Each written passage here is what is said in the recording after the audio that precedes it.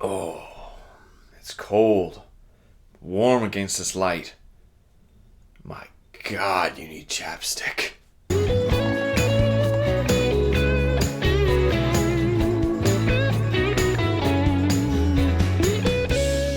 Hey guys, so this is my review for The Revenant. I finally got to see it. I obviously didn't see it last year, but I'm seeing it now. It's a film that I definitely was interested in seeing, mainly because of the director, whose name I'm not going to try and pronounce, but after seeing his work in Birdman and then seeing him make a film literally a year later in some of the worst conditions up in northern BC I've seen in a while since like The Grey, that's pretty impressive, dude. This film stars Leonardo DiCaprio and Tom Hardy and that kid who has the weird eyebrows. You can't tell whether he's mad, smiling, or whatever. In this film, Leonardo DiCaprio's character is betrayed and left for dead by his crew, including Tom Hardy, after he is attacked by a bear. And that bear scene. Okay, there's a lot of people who were like, oh, the bear's gonna be CG. Well, I don't know how on earth you're gonna realistically reenact a bear unless you get a dude in a bear suit. Which, mind you, thinking about it, they probably would have had a guy in a CG suit attacking Leonardo to do this scene. But my God, it is one take of pure terror and agony and pain. You know that gif with Michael Jackson where he's just doing this with the popcorn, like, and smiling? That was me, that entire scene. I couldn't believe that this was on screen. Every time there was a slash on his back, it looked real. Like, I couldn't believe... How they did this scene is still an amazement to me. He gets torn around, he gets thrown around, and his whole body is destroyed. We see the same sort of cinematography from Birdman from this director. We see a lot of very long and intrusive takes with really well intercut scenes, and we also see a lot of very, very, very close shots of people's faces. Wouldn't believe how bad Leonardo DiCaprio's chapped lips look. Like, he looks awful in this movie. So yes, the cinematography in this film is amazing. That wasn't really a question going into this film. You knew it was going to be great. Really, what is the biggest question? Does Leonardo DiCaprio deserve the Oscar? Now, here's my thing here. Tom Hanks was nominated for Castaway back in 2000. Sort of a similar film, basically a man surviving the elements. Of course, Tom Hanks was on a tropical island and Leonardo DiCaprio was in the snow. Tom Hanks got coconuts. Leonardo DiCaprio gets the flesh of half-eaten animals. Tom Hanks had to knock a rock out of his mouth, knock a tooth out of his mouth with a rock. Leonardo DiCaprio survives being attacked by a bear and recovering from that.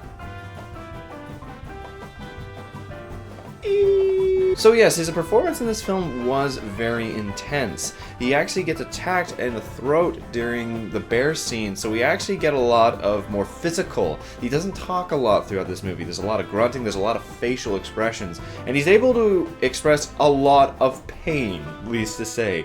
And the thing that I commend these actors the most is they got in this shit. I know some of the cold and the terror and the absolute hell that's up in northern BC. I know a little bit of it.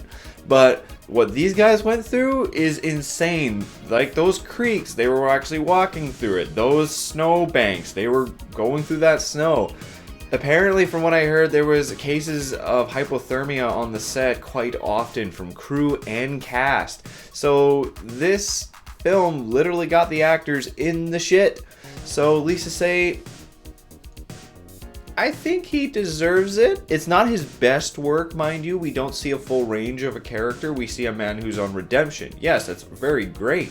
But in terms of his other characters, I don't think it's his best one. But the last time I said that someone didn't really deserve to win the Oscar because it wasn't their best role, they won it. So he probably will win it. And it just depends on what he's up against. He's already won it for the Golden Globe. Mind you, Tom Hanks won it for the Golden Globe and he didn't win it for the Oscar. He lost it to Russell Crowe.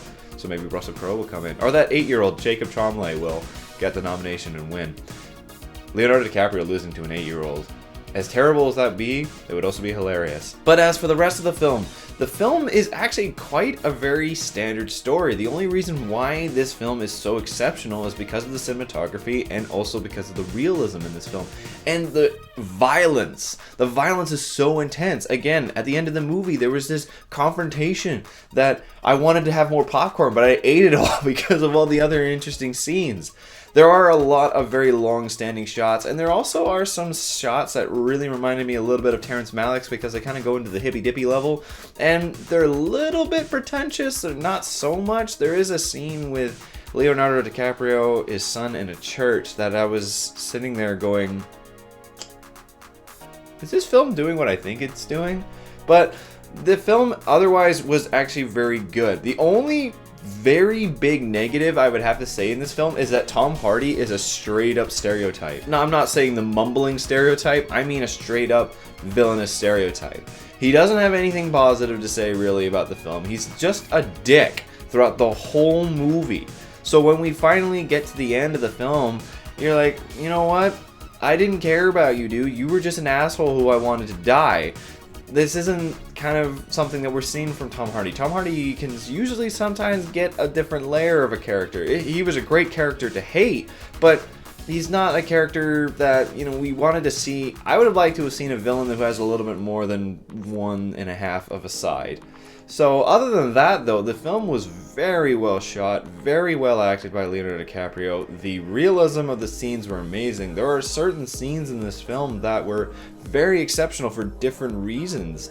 And just to see these guys survive the shit, I give them definitely a thumbs up for that. So in the end, my rating for The Revenant is a 6 out of 7. Had I seen it last year, I probably would have put it on my top 10 list. It was a very intriguing film to watch. It was very intense. The cinematography was very well done. However, this is a point I wanted to make.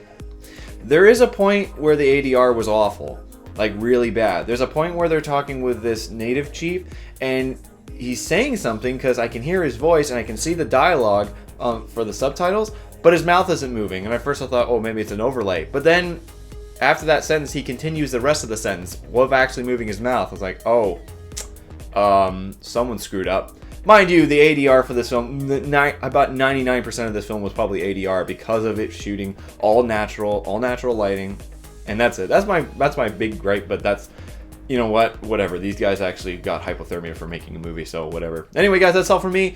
I'll see you guys next time.